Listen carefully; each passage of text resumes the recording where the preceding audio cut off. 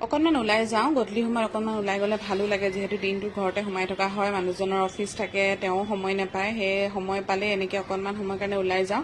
আৰু সেই ভাবিলে ভিডিঅ'টো ষ্টাৰ্ট কৰোঁ অকণমান একচুৱেলি আমি গৈ আছোঁ বিশাললৈ বুলি ঘৰৰ কিছুমান লাগতিয়াল বস্তু কিনিব লগা আছে লগতে পোহৰো পুচকা খাই কিবা খাই কৈ আছিলে চ' এয়া ব'লকচোন যাওঁ আজি গ'লোঁ অকণমান বিশাললৈ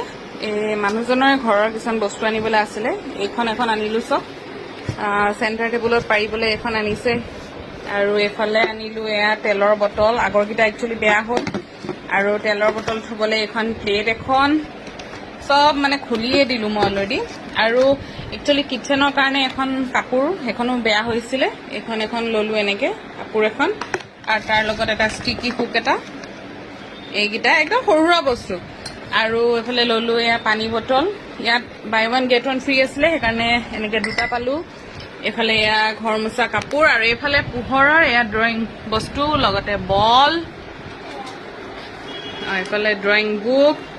এইবিলাক সি মানে আমনি পাইছে এবাৰ একো অনা নাই সেইকাৰণে এয়া ড্ৰয়িং বুক চেংবুক কিনি আনিলোঁ আৰু এয়াই আৰু অকণমান ওলাই গৈ এনেকৈ বজাৰ কৰিলোঁ দেই ভাবিলোঁ আপোনালোকক অকণমান দেখাওঁ আৰু এডাল ল'লোঁ এইডাল কিটচেন ৱাইপাৰডাল তেনেকৈ সৰু সুৰা বস্তু ল'লোঁ